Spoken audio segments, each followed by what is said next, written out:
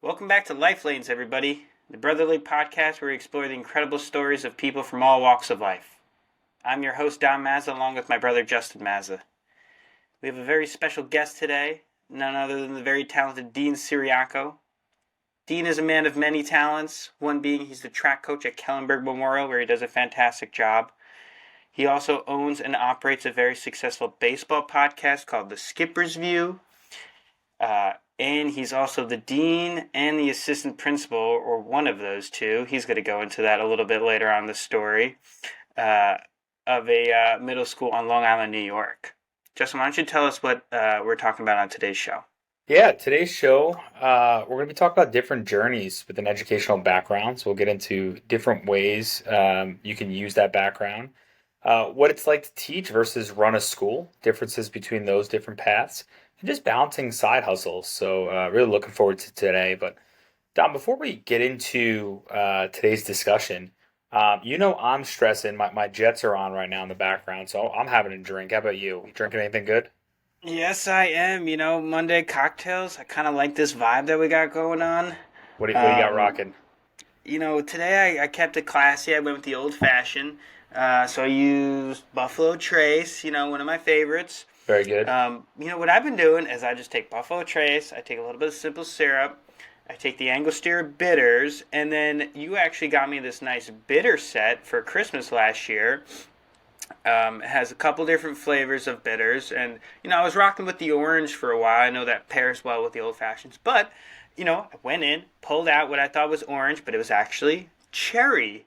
And Hmm. I was like, this might work actually, and it's pretty fucking delicious. So Nice. I That's think awesome, it man. works well. How Nice. about you? Just straight up Scotch whiskey tonight. Nothing fancy except the glass. This is Just my straight favorite up whiskey glass scotch. for all the YouTubers here. We got this in Louisville, Kentucky. So Kentucky Derby here with all the horses going around. So it's my favorite glass. Yeah, just a nice, neat pour of Scotch today. Nothing too Was that crazy. on the trip that I took with you? Yeah, yeah. What was that? Yeah, last year, 2 years ago, That something was like that. last year, yeah. Last I don't year. remember you getting that. I snuck it in, I guess. I don't remember where I got it, You but I'm really stole happy it I from a did. distillery. Remember when that was a thing? People were just stealing glasses Stealing from glasses, breweries and breweries, stuff. They everything. do have like the best glasses, though. I'm not Yeah, gonna lie, brewers. but they all are like $7. They're all affordable. Just pay for it, man. Well, now that we have big boy jobs, but like back in the day, It's and it true. was kind of like the rush, I don't want to say people are kleptos, but you get a little bit of a jolt when you snag a little glass or like those little tasting glasses because I'm never gonna buy those tasting ones. It's Yeah. kind of like, if Beauty I about forget that it's in going, my pocket, whatever. dude. I get it. I get it. You got to go with the girl, right? Because they have a purse, so it's just built in. Just built it in, put it in the bag, leave, I easy. know they got to start frisking people on their way out or something. Yeah, so I've been rocking this hat. I got this hat in Thailand. Got a couple other hats that I've been picking up from breweries on the way there. Vermont's got some great breweries, but our friend Dean Siriaco likes to rock some hats. He's got a Boston hat on right now. But here's a good time to bring him on. Why don't we start this interview? Dean, how's it going? What's going on right now? Nothing much. I've been not really hiding. I don't know if I'm going to be able to cut my video out, by the way. So I might just be in the corner of this the entire time you're talking about the cocktail. You're So used to just standing in the corner, so pretty much. And I can't. I don't drink, so I can't really. I can't really add to that conversation. we So, just but got to yes, get you a little cup of water. yeah, or like a Shirley Temple. That sounds great. Well, I want to thank you for being our inaugural guest for the podcast, Dean. It means a lot to us for you to come on and speak about all of the great things that you're doing. Um, so let's just jump into it. I want to get into this baseball website, baseball empire that you've built up, the Skipper's View. Hmm. Where did this idea come from to just all of a sudden curate this empire? Well, it mainly derived from our friend Brett calling me and talking for like an hour or two at a time about fantasy baseball. Um, and I kept saying, one, I didn't want to listen to him anymore. And two, I just feel like if you're just going to spend 2 hours doing something, you might as well like make it productive. So I Yeah. brought up to him a bunch of times about making it into some sort of podcast, and he was actually resistant at doing a podcast for a while. But Brett, like he always wanted to work for ESPN. Like his dream up until college, when he realized he had to be a real person, was to work for ESPN and work in sports. And now we're kind of in a world where, like, even though that's not our actual profession, we could be someone in that world. And we've built a little social footprint now in the baseball Twitterverse, which is nice. So it really derived from that, and the website. It's kind of changed. The Twitter was really the first thing that I put a lot of time into, which was difficult. But I spent like a year and a half just like studying Twitter, now X, and the analytics and how it works and what works when you post it and all of that. Yep. Mm-hmm. So it started off as this Twitter account, and was it mostly catered towards fantasy baseball, or was it just baseball in general? I never really catered it towards fantasy baseball, at least on the Twitter. We started the website too. So I started the website and the Twitter at the same time. So I bought the URL, www.theskippersview.com. And I made it was on Wix. So I like built the website all myself, and it was a pain in the butt to do that. I didn't love the way it looked, and I didn't really want to hire someone to design it. So it was kind of like a shanky. It was honestly, the website was just crap.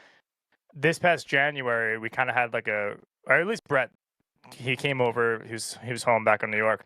And we kind of had like a reset, and I said, I'm gonna like dive pretty deep into the Twitter if you want to work on the website and like writing things. So we switched over to Substack, which is just much cleaner. So if you go on our website, it's like it almost looks like a newspaper. So it's just the icons from each blog and each article or each podcast or whatever.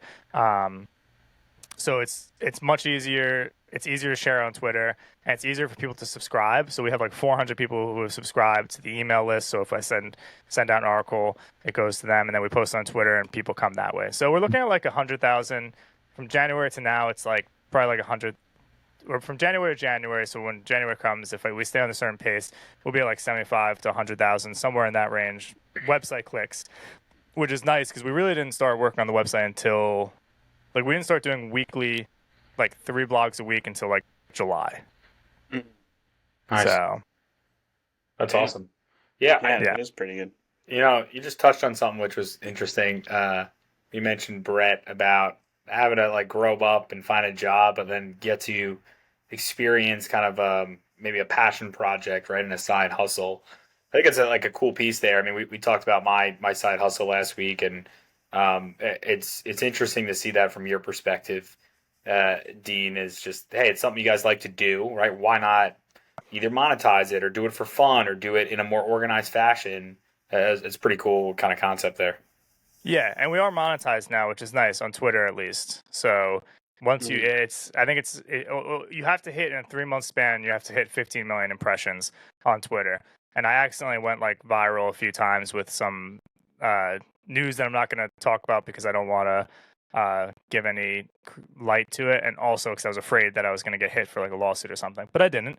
And it turned out I looked into the free speech laws, and I am okay there. But yes, so Twitter is really where we get more of our traction. So we have like 7,000 followers there. I have a YouTube, but I do like card openings. So I started doing like box breaks, which is a really crazy world that I don't want to be part of, but I'm somewhat part of it, like on a very small scale. But those people are crazy. The ones that just open cards all day long. They're nut jobs. Yeah. And you do the Funko Pop giveaways. Yeah, we do giveaways. So we do like fun, and a lot of people send us stuff to give, which is just it's crazy. Like people will just send us stuff to give away. People will just send me like cards sometimes. And then I recently wrote letters to every single MLB team to try to get just swag from them that we're just going to give away, which someone on YouTube did, and they actually, like, 25 of the 30 MLB teams sent them stuff, but the guy kept it all. So I was just like, I'll just give it away. And you get a bunch of people are like, yeah, we want it, and they just like and follow it. Pretty shitty of that guy. Yeah. Have you had any response from the MLB teams yet? 2 teams sent back the letters. Yeah, 2 teams sent back the letters. But at least 5 teams. I had a QR code on the letter itself. Like I hand wrote the letter with my iPad and then stuck a QR code on it. At least 5 teams have scanned the QR code, so I know that they have it.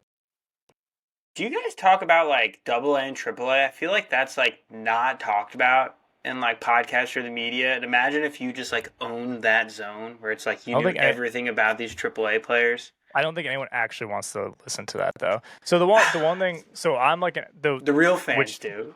Yeah, sure. what you guys will sort of find, especially when I teach it to you, like the analytical side of everything, both on social media and like podcasts. I mean, for us, the podcast, I've said this to Brett, it's probably my least favorite thing to do, like in terms of, because the analytics are pretty, like we started off very hot, but we were doing like the same thing that almost every baseball company is doing, which is just talking about the games, and no one really cares about our opinion. Nor do I care about most people's opinion, to be honest with you. But when we have guests on, so we started getting some like authors to come on. Those interviews, those podcast episodes, like shoot up. We have a couple thousand people who listen to those. We again mostly Spotify and Apple Podcasts are our two highest analytically. But then when it's just like Brett talking, we get like 10 views. It like fluctuates.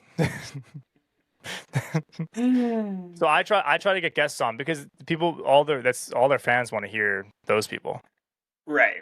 And I feel like there's a very niche community, but if you get one guy who's written a book, like I'm sure he's got a couple thousand people that I like talk to players now, which is like the craziest thing. Oh wow. I'm just like DM MLB players? Yeah. Like current and former. Yeah. It's pretty cool. Any ones that I would know? Billy Wagner is probably the one that you would know. You talked to Billy Wagner? Yeah. It's a weird world. He was going to come on the podcast. This is early on the podcast. And I forget what happened. I don't think Brett was like I forget. I think Brett at that point in time didn't really want to do interviews. And I kind of lost that one up. chance. Yeah. Yeah, right? I still DM him, so I think he probably would come on. The thing is he's the Hall of Fame vote's gonna be coming up soon, and there's a good chance he gets elected into the Hall of Fame this year. So I want to get him on before that. So I gotta hit him up. I talked to him during the season. Who do you think he would go in as? What team? Ooh, that's tough. The Astros, no? Houston, probably. Probably. Yeah. Who's he on? Houston, the Mets. Was he on Philly? Mets, Phillies, Braves. Yeah, he was kind of all over the place. Red Sox for a moment. Yeah. I really love that NL East. I see. Yeah, he's a little NL East tour. Yeah, so he's one. Will Middlebrooks is another. He's a Red Sox player. He won the World Series from 2013. And I DM with him. I'm not proud of it, but I DM a lot of like prospects to see if they want to come on. So like 20-year-olds. It's a numbers game, Yeah. Which is what I'm about. And to get bigger players, you have to talk to their agents. So I have a couple email threads going on with agents of some players. So same. We'll see. Who's the really big agent who like does all the high profile guys? Scott Boras. Yeah, I was gonna say Scott Brocious, but he was a player, right? He was a player, yeah. Yeah, Scott Boras would not respond to my email. No. So dude makes stacks. You can handwrite letters. Like I had done that in the past. Like I wrote Andrew Benintendi. I wrote him a handwritten letter when I was in college. We were like the same age, and I asked for an autograph. And his agent actually did write back to me and said, once Andrew's back from the road trip, I'm going to get him to sign an autograph. And what sucks for me, because I want that autograph, was that his agent got like arrested for keeping cameras in his shower and like spying on Andrew? The agent had like cameras in the shower or something like that at his house and like spy on the athletes. So he got fired. What a weirdo. Yeah. So I never got that autograph. Something that sticks with me. All right. So that sounds like a fun point to move on. Fucking weirdo. I'm sure there's a black market in front of it. Probably. I might pull. I'll pull it up once we're done. Like we're all fair, and I'll show you guys it. Yeah. Whatever. I'm not gonna show you the video. I'll show you the agent. Before we get into your real job, I want to talk about your other side hustle real quick. You and our other friend Joe Ferraro got really into what's the game called again? What's the card? Mocking me? No, I'm just kidding. What was it called? Yu-Gi-Oh. Oh, Yu-Gi-Oh. Yes, that's right. So, Yu-Gi-Oh's made a renaissance over the last, what'd you say, 2 years, maybe? 3 years? Maybe it never went away. I don't know. Why is that? It never went away. Yeah. There's been like, I just got, so about a little over a year ago, Joe, I think we were at Pat's wedding, and he walks out to me. He's like, I got a confession to make. I'm like, what's that? He's like, I started buying Yu-Gi-Oh cards again. I said, you freaking loser. And I'm like, how much did you spend? He's like, $175. I'm like, oh my gosh. Now, year later, that $175 is like nothing. So yeah, this was Joe's idea. So similar to like what we're doing, what I'm kind of helping with you guys. Like I studied the social media for so long that I kind of figured out the analytics for that. And Joe had been watching YouTube and sort of figured out the analytics for that. So we kind of like worked together. And we're probably going to monetize that as well, which is gonna be cool. And that's fun. That's all YouTube for the most part. I do the And Twitter. are most of the videos like dueling, or are they pack openings, or? So we were doing pack openings at first. That doesn't get much traction. There's a game called Master Duel, which I don't know if you're familiar with. It's just like the game Is it we played on as the a kid. laptop? Laptop, phone, or like anything you use. I think play. I've seen Joe play it a couple Um, times. Yeah, like Joe will make Master Duel videos that they get legit. Like the last one he had has like over 1,000 views and like 120 something watch hours. So watch hours, it's not views that's important. It's actually watch hours. So you need 3,000 watch hours in a 365-day period to then be monetized. On So a specific video or just in no, total? just in general, just on your channel in general. Oh, okay. So we're on track to have that monetized. So I would have the Skippers View Twitter monetized, and then we would have that YouTube monetized, which would be pretty Gotcha. cool. Yeah, which is a crazy world that like I just get paid to tweet. I don't get paid a lot, but I do get a monthly Well, something payment. that you were doing, not getting paid. Right. Now Might you're as well still get paid doing for it, it. and now you're getting paid. Yeah, it's a weird, How do you- very weird world. Dude, how do you balance all this stuff even with your day-to-day job? Me and Dom always say you have somehow like you have more hours in the day than everyone, or you just maybe use your time better. I probably just I don't know. I become highly addicted to stuff like this. Like I view it as a competition. One, so I set a goal, and I'm like, my goal right now with this whole thing is, I mean, I've been offered a nice chunk of change for the name, the Skipper's View, and the ownership of the Twitter. Like, someone wanted to just buy everything outright. I said no to that, and then I've been offered like twice now for us to be like under the umbrella of a larger company. So essentially, like they would own us, but I would still be working, but they would own the Skipper's View, the likeness, and all of that. Because I formed like an LLC and everything for it. So they would buy that out, and I said no to that also. Because I don't really. It's not for me. It's not. I mean, if I had no job, then I probably would have done that. But my goal, one, it's a fun thing to do with my friend.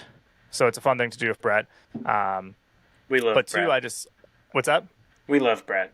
Yeah, we love Brett. So it's a fun thing to do with my friends, and my main goal is like I would love to meet like a Red Sox player at Fenway Park, which I was supposed to be at a game with Will Middlebrooks, and I was going to be able to meet him in person, but he's not an active player, so that doesn't really count. Would you introduce yourself as Dean Siriaco to him? Probably. That's how the card store knew my name for a long time. Like the card store I go to, like to buy the boxes when people want to like open packs. I was Dean for like 6 months, and the guy offered me a job actually, which I turned down because I can't handle another job. But then he realized my name was actually not Dean, which was funny. But to Justin, to answer your question, yeah, it's a lot. It's also scheduling a lot of stuff. So with all the social media stuff, I'll spend one day and just kind of like sit there and schedule posts for like the entire week. So for example, for like Lifelands, Yugi Centric, Skippers View, I have like a social media schedule now that's like I have a calendar, and I forgot to do it today, so I'm going to do it tomorrow. Where, like I told you guys last week, I'm just like setting posts I'm scheduling posts ahead of time to post every day, like an hour apart, to then see what time in the day gets more impressions, and then kind of work on that. But yeah, just I don't like sitting and just like watching TV unless I feel like I'm being productive. So I go on Twitter a decent amount. I read a lot of books. I don't listen to other You podcasts. mean X? X, yeah, sorry, X. I don't listen to just other getting that podcasts. right. Brett does that a lot. That's kind of his way of intaking baseball stuff. I'm mainly just get my baseball information off of Twitter. Yeah. Nice, impressive, man. Well, so we've talked about a little bit of side hustles. Maybe let's get into kind of what the 9 to 5 looks like. So maybe just to start, like what's your background, right? Like educational background, undergrad, grad. What did that journey look like, and then how did you get to where you are today? Yeah, so I I went to Malloy University. It's not Malloy University. It was Malloy College. I wanted to stay close to my high school because that's where I wanted to end up going and teaching. So I went to Malloy.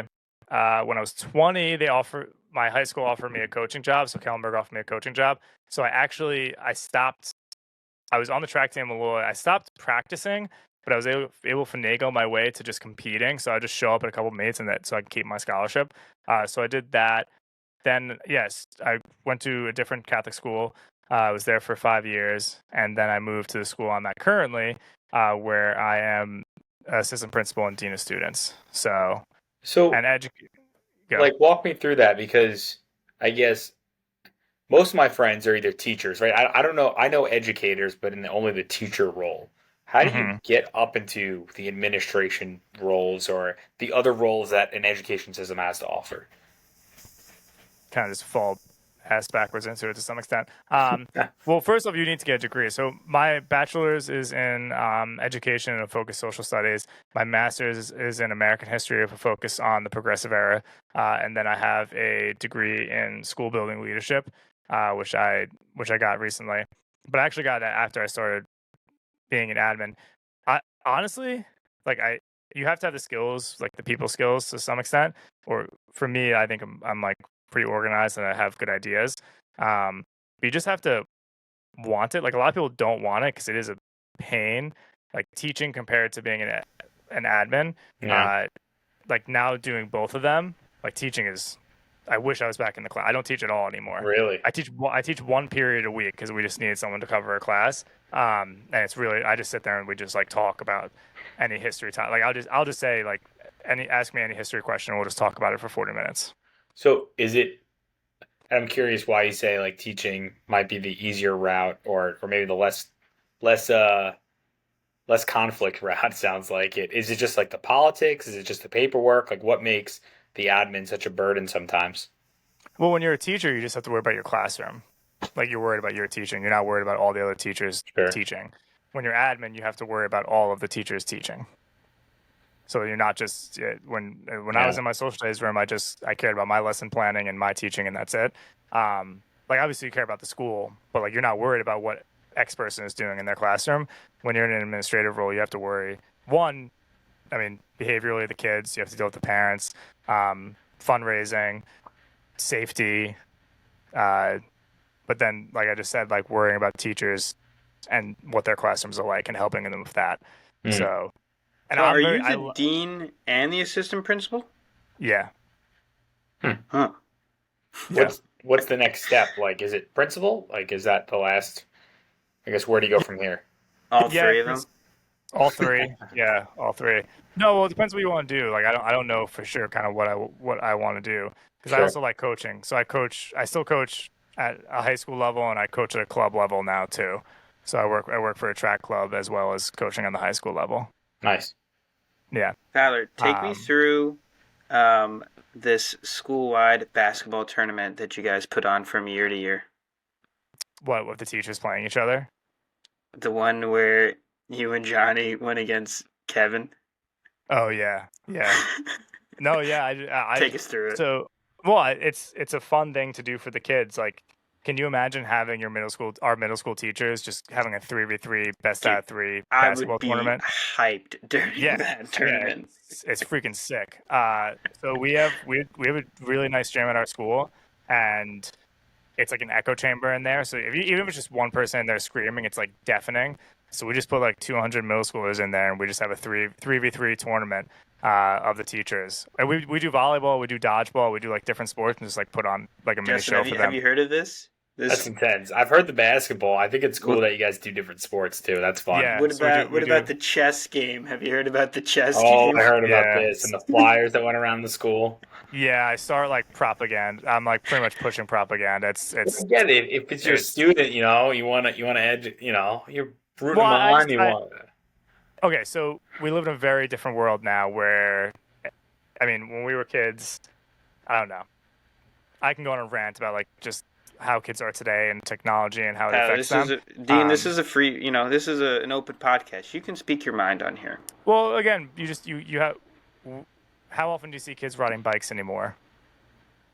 And like going to parks and playing with their friends? Sure. Rarely. Rarely.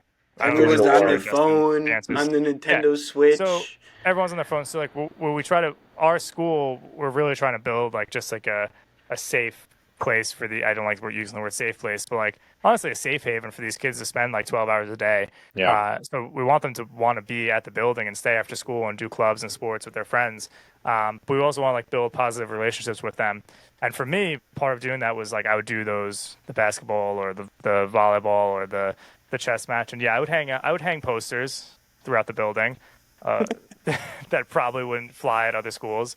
But I mean, who's gonna get you in trouble? You're the dean, you know. exactly, yeah. I'll write a demerit to myself, but it's really just for the kids. It's just fun. I don't really care about like Yeah. We honestly, just do it for the kids. yeah. It's just you want to just do fun stuff for them. That's the goal, and it's a lot of fun. I won. There's video evidence of it. People will debate that, but we won that basketball tournament. Volleyball I lost, but we don't talk about that. And then we won dodgeball. So Yes. Is your brother still at the school? he is, yeah. What's his role? He's a gym teacher.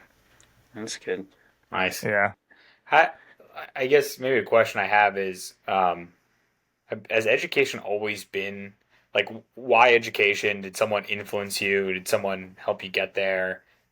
Family, friends, what have you? No, family definitely not. I think my parents were very against me being a teacher at first. They'll probably tell you a different story, but I seem to recall them saying, "Don't go into teaching because you won't make much money," which is definitely true. But no, when I was in high school, my coach Kevin Buckley was definitely a huge positive influence in my life, and I kind of just decided then that I would like to do something where I get to impact someone in that positive way. Where if I could just impact someone at like an ounce of like 1/10 of the way that he impacted me, then I feel like I lived a good life. So that was kind of the motivation into going into education and Yeah, athletics.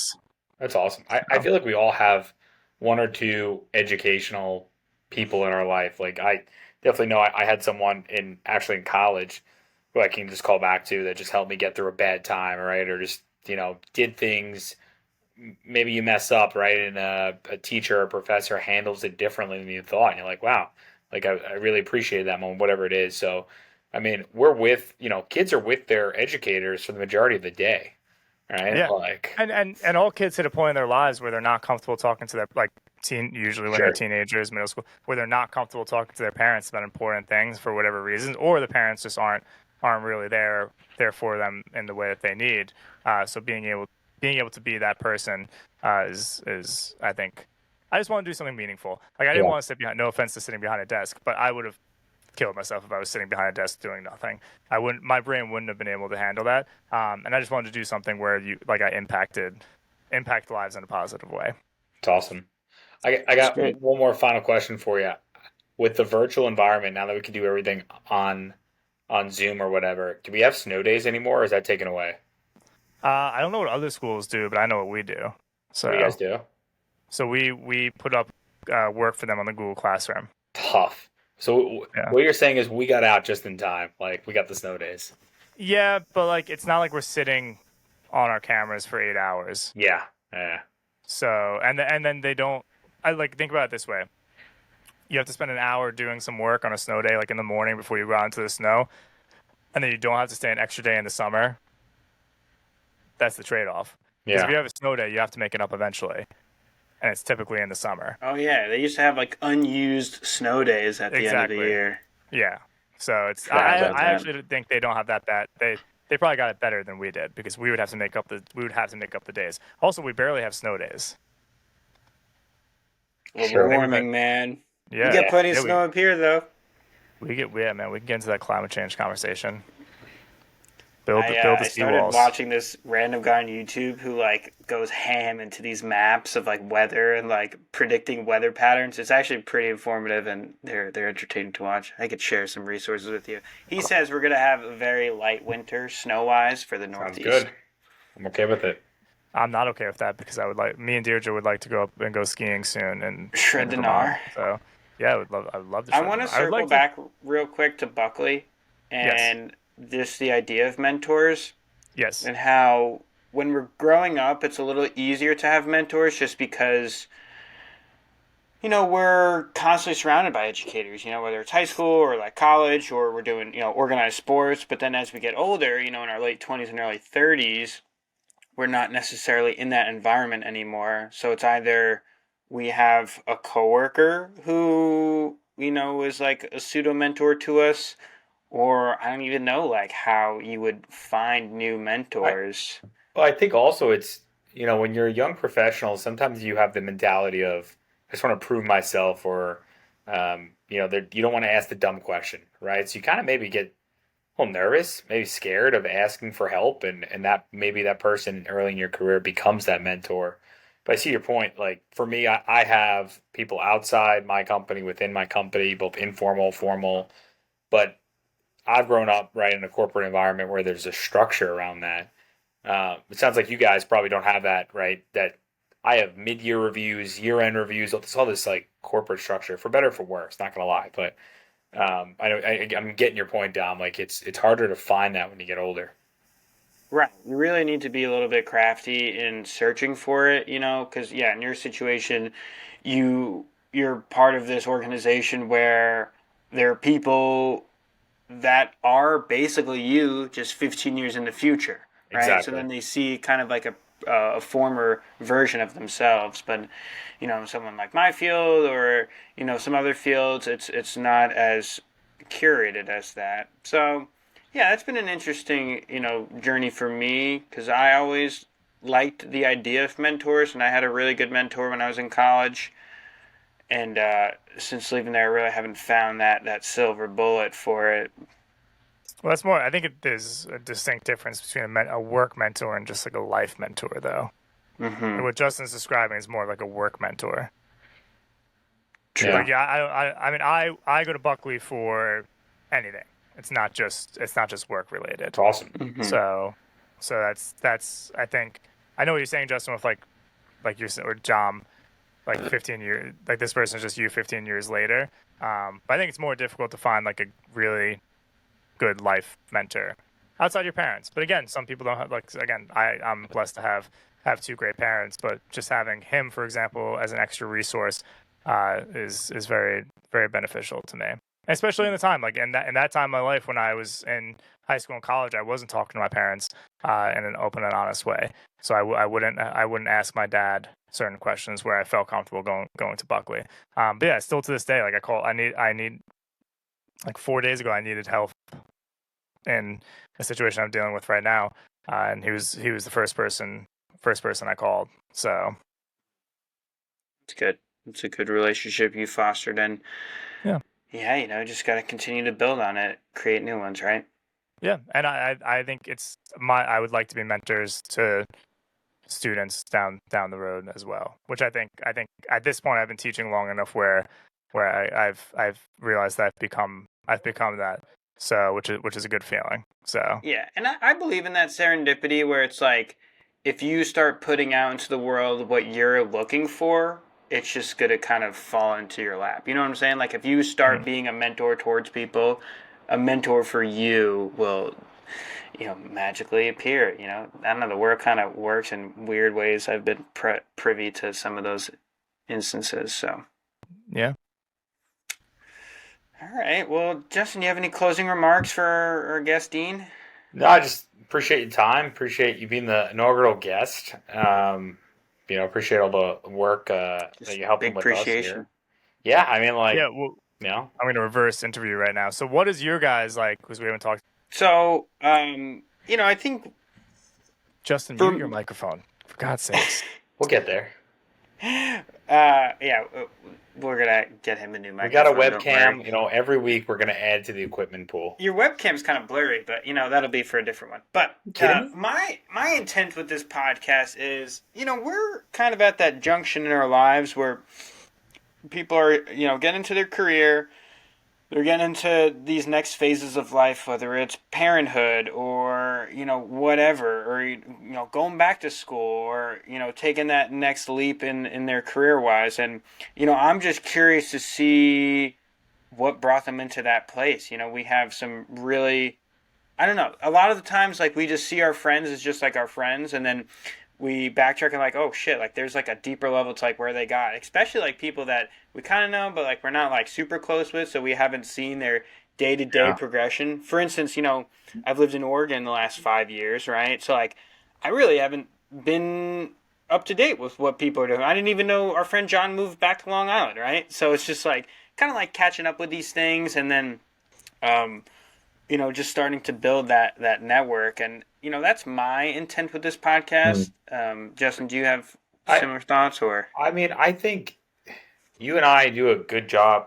We've done a good job throughout our lives of just knowing people. Like we are both extroverted, we meet people, and I think what we found out too is we've met some really interesting people throughout our lives, whether we have direct relationships with them now or not. Like I want to pull some of those people in that maybe I haven't talked to in a while. They're just interesting and they've gone through life events that I haven't and I can't speak to. Or they've gone through similar life events than us and we can speak the similarities and differences of those. I mean, I had a conversation with a friend pretty recently and his family, and I got to meet his family, and like going through all their educational background, and they were blue collar workers, and it just kind of resonated with me. I'm like, wow, this is like so different than anything I've known. Like, I want to learn more. It was really interesting to me, and I think other people would love to listen. So I'm looking forward to just bringing some cool people onto the podcast, and it starts with Dean here and in the educational background, and we'll kind of get to some really cool people, I think, in the future. Are you not saying Dean is really cool? He's the coolest. I know what I am. I'm just you're just getting reps in for interviews. So Tyler, are you Wow. sponsored by The Rock? I was just no, thinking I that should with have worn. I his- actually have a Skipper's View sweatshirt. It was just in the bottom of the hamper, so I What, didn't put dude? it I on. want some Skipper's View swag. Yeah, I There got you Skipper's go. View swag. I've started thinking about Life Lane swag. Me I and Joe think have some Yugi Centric stickers is a swag. good place. It's kind of, it like looks like a sticker. An easy start. Yeah. Yeah, I mean, I'm putting all that right, shit so on my some water bottle. so some background to people who've 40 minutes in, which will probably be like my girlfriend and her sister will listen to this entire thing. Perfect. Uh, all the photos and whatnot that we have is all artificial intelligence. So Don't the tell people our secret. I've created Which this you with my do- own bare hands. I told them I designed it. Yeah. You Which did. is obviously Yeah, obviously so. below fist line. Now, do you guys plan on like trying to reach out to like larger I don't want to say people, but yeah, I guess more Whales. well-known people at one point?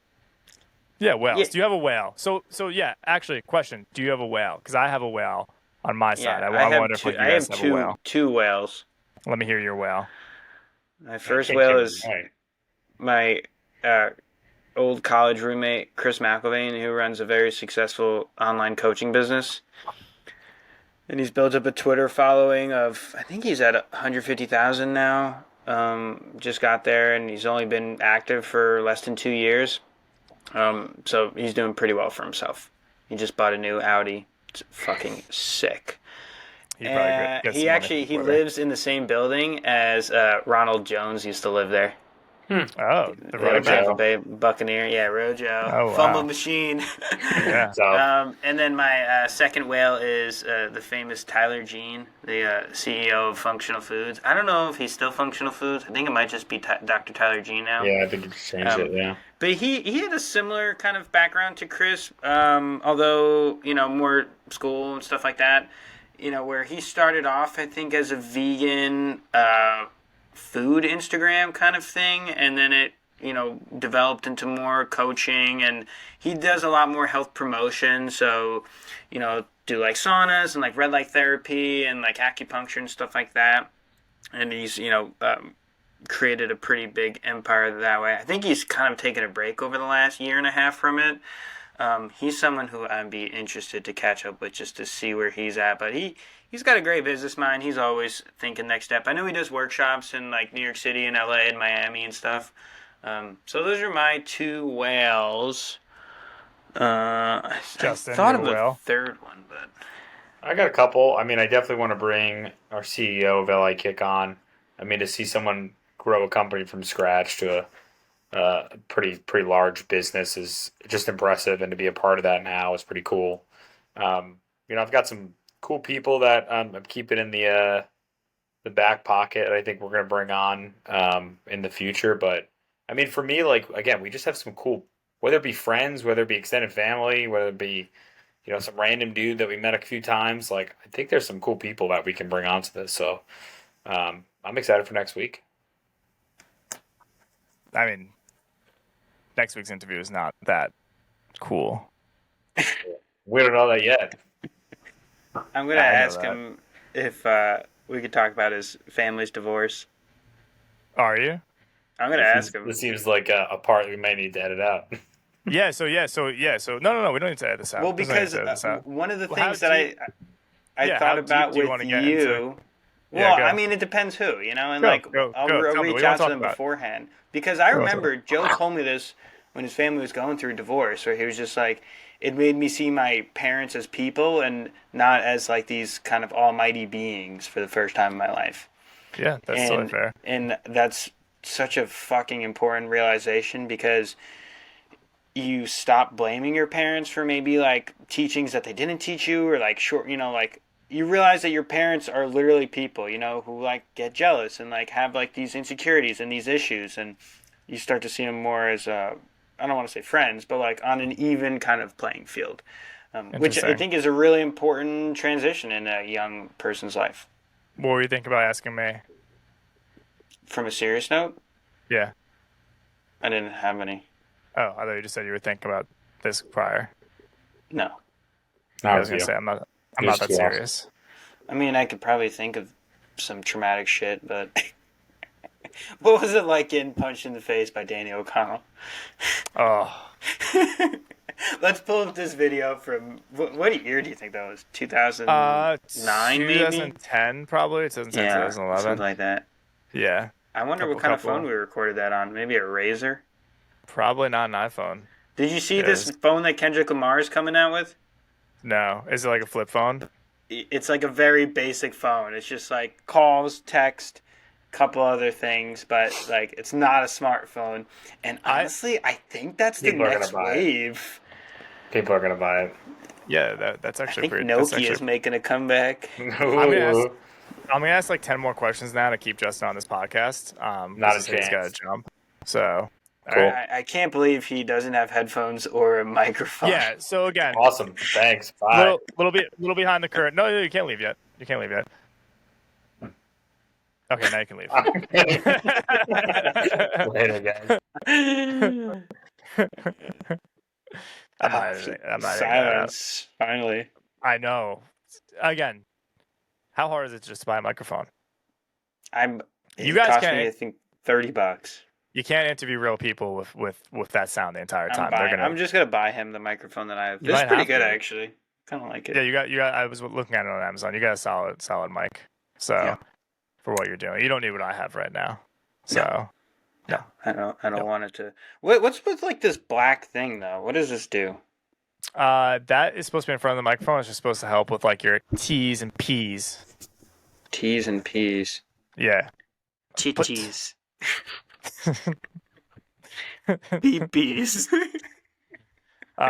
So yeah, you have a condenser microphone right now. So like it's taking noise from like all around the room.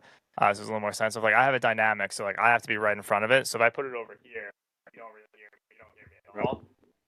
So you don't hear me at all there while I was talking. But for you, like you could walk 5 feet away and we still would hear it. The dynamic is like you have to be directly in front of it. So this is like this is actually like radio.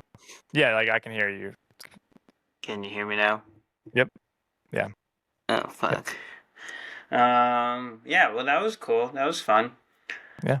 I think we just need to get a little tighter, as far as our questionings. Although I kind of liked like the looseness of it. No, looseness is good. When you guys have actual, I'll leave this in by the way because people actually get interested by this, like the making of things, and analytics and whatnot. Yeah.